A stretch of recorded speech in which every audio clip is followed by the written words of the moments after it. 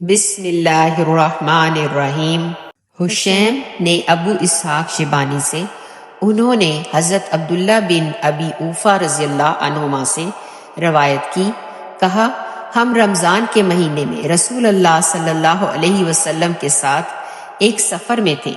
جب سورج غروب ہو گیا تو آپ صلی اللہ علیہ وآلہ وسلم نے فرمایا، اے فلاں، ابو داؤد کی روایت میں ہے، بلال، سواری سے نیچے اتر کر ہمارے لیے پانی میں ستو ملاؤ۔ اس آدمی نے کہا، اے اللہ کے رسول صلی اللہ علیہ وسلم، ابھی تو آپ صلی اللہ علیہ وسلم پر دن کا اجالا موجود ہے۔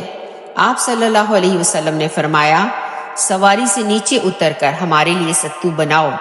کہا، اس نے اتر کر ستو ملائے، پھر وہ آپ صلی اللہ علیہ وسلم کی خدمت میں پیش کیے تو نبی صلی اللہ علیہ وسلم نے نوش فرما لیے۔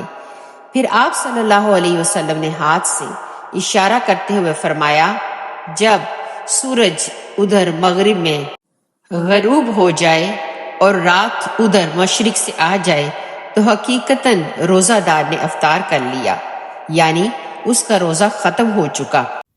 صحیح مسلم، حدیث نمبر 2559۔